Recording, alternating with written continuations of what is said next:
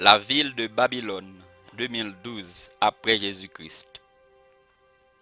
Cette place était une fois pleine d'activités, une place de jouissance sociale, d'affaires, de commerce. C'était une place d'éducation, de plaisir, de prospérité et de luxe. Maintenant, c'est beaucoup de décombres. C'est la ville de Babylone. On n'aurait jamais pensé qu'une ville si bien fortifiée serait renversée. Mais c'était arrivé. Les Babyloniens espéraient la prospérité, mais leur espérance était fausse. Il est toujours très perplexe lorsque de mauvaises choses nous arrivent par surprise et nous ne comprenons pourquoi.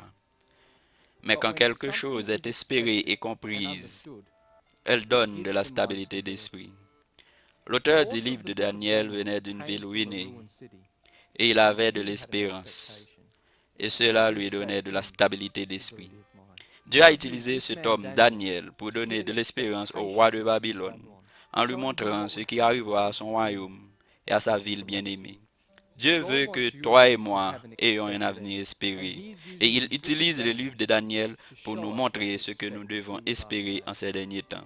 Jérémie 29, verset 11 nous dit, car je sais les pensées que je forme pour vous, dit l'Éternel, pensées de paix et non d'adversité, pour vous donner un avenir espéré.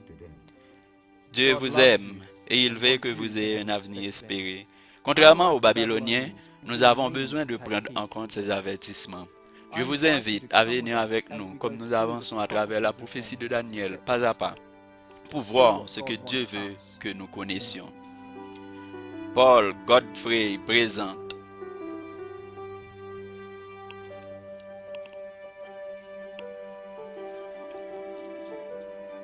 le livre de Daniel révélé.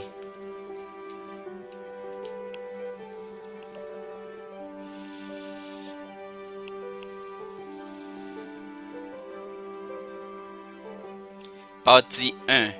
Avant la tête d'or.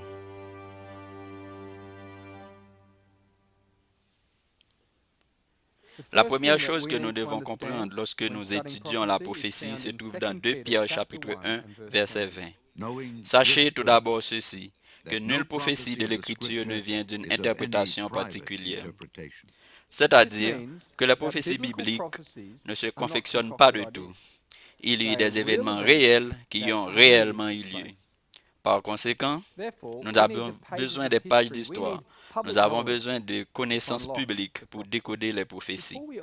Avant d'ouvrir le livre de Daniel, nous avons besoin d'un contexte historique. En 760 avant Jésus-Christ, Assyrie régna en suprématie mondiale. La capitale de la ville, Ninive. Les Assyriens furent parmi les gens les plus redoutés et haïs de l'ancien temps. À cause de leur jour de méchanceté, le temps de cette nation était rapidement arrivé à sa fin. Et comme toujours, Dieu a voulu donner un avertissement avant la destruction. Alors, Dieu envoya Jonas à Ninive. Et on peut probablement imaginer pourquoi Jonas ne voulait pas aller, considérant que c'était la métropole du monde et qui brisait les nations autour d'elle. Le pays de Jonas était sur sa liste. Mais après son inconfortable détour méditerranéen, Jonas alla à Ninive. Et l'avertissement était entendu depuis le roi jusqu'aux paysans. Tous ont repenti. Et Dieu tourne l'arrivée du jugement qui devait venir sur Assyrie. Cet avertissement était oublié de tous. En 745 avant Jésus-Christ, Tiglath-Pileser III devint roi et il prit Assyrie à de nouvelles haines. Les pages de l'histoire nous disent Tiglath-Pileser III, roi d'Assyrie de 745 à 727 avant Jésus-Christ, inaugura la dernière et la plus grande phase de l'expansion de la Syrie. Il assujettit la Syrie et la Palestine à son contrôle. Et plus tard, il unifia les royaumes d'Assyrie et de Babylone. C'était durant le règne de Tiglath-Pileser III qu'Ésaïe commença son ministère. Et Dieu utilisa Ésaïe pour donner un avertissement à son peuple de l'imminente invasion de la Syrie. Malheur à Syriens, verge de ma colère, et qui a dans sa main le bâton de mon indignation. Je l'envoie contre une nation impie. Je lui donne mission contre le peuple de mon cours, pour piller, pour dépouiller, pour fouler comme la boue des rues. Durant le ministère d'Ésaïe, le roi d'Israël était déjà divisé en deux parties. Le royaume du Nord, Israël, était composé de 10 tribus et son capital était Samarie. Le royaume du Sud, Juda, était composé de 2 tribus et son capital était Jérusalem. Le ministère d'Ésaïe était mené dans le royaume du Sud de Juda. Le royaume du Nord, Israël, a rejeté avertissement après avertissement donné par Élie, Élisée et Amos. Et autour de 750 avant Jésus-Christ, Osée envoya le dernier appel. Osée témoigna de l'esprit d'adultère qui a eu lieu en Israël. Israël essayait de servir 2 maîtres, un peu de Dieu et un peu de Baal. C'est comme un peu de Christ et un peu du monde, un peu de chaud et un peu de froid.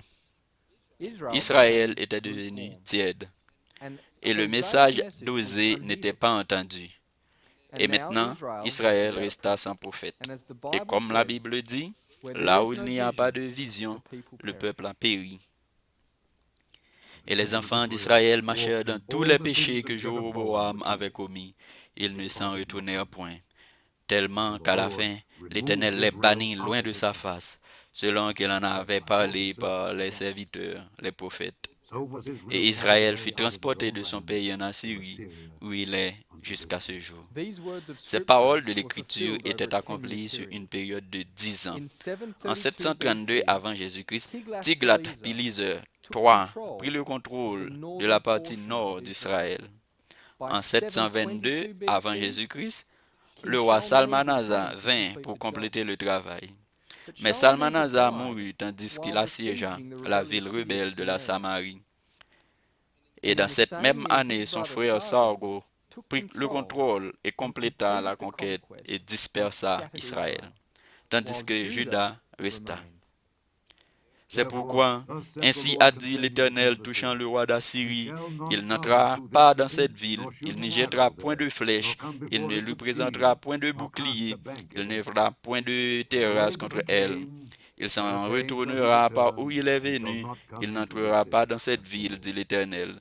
Et je protégerai cette ville pour la sauver, à cause de moi, à cause de mon serviteur David. Partout où il y a de grands succès, il y a fierté et arrogance. En 705 avant Jésus-Christ, Sanchérib régna sur Assyrie, et dans sa conquête, il vint sur la ville de Jérusalem. Il se plaça en dehors du mur de la ville et se moqua des gens, disant, « Les dieux des Égyptiens ne pouvaient les aider, les dieux des Mèdes ne pouvaient les aider, et les dieux de toutes les nations ne pouvaient les aider. » Puis Sanchérib en se vantant dit, « Ni votre Dieu peut vous aider. » Mais Dieu avait une grande leçon à enseigner à Sanchérib, et cette leçon est enregistrée dans Ésaïe chapitre 37. Or, un ange de l'Éternel sortit et frappa dans le camp des Assyriens 185 000 hommes. Et quand on se leva le matin, voilà, c'étaient tous des corps morts. Et Sanchérib, roi des Assyriens, se leva, partit et s'en retourna. Il resta à Ninive. Une troupe de 185 000 morts. Naturellement, Sanchérib alla directement à son pays, à Ninive, et resta là. Dès lors, l'histoire nous dit que Sanchérib s'engagea plus dans l'art de l'architecture que dans la conquête globale. Dieu avait un autre avertissement à donner à Assyrie, et cela est enregistré dans Ésaïe chapitre 10, verset 12. Mais quand le Seigneur aura accompli toute son œuvre dans la montagne de Sion et à Jérusalem, je visiterai le fruit du cœur orgueilleux du roi d'Assyrie et l'arrogance de ses yeux hautains. Dieu donna toujours du temps aux gens pour repentir. Et alors, le temps continua dans l'empire assyrien.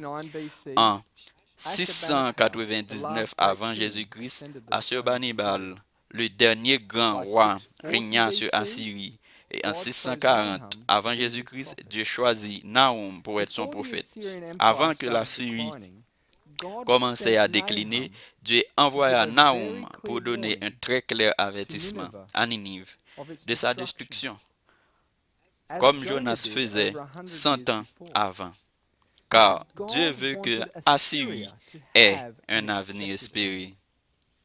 Voici, j'en veux à toi, dit l'Éternel des armées. Je relèverai les pans de ta robe sur ton visage.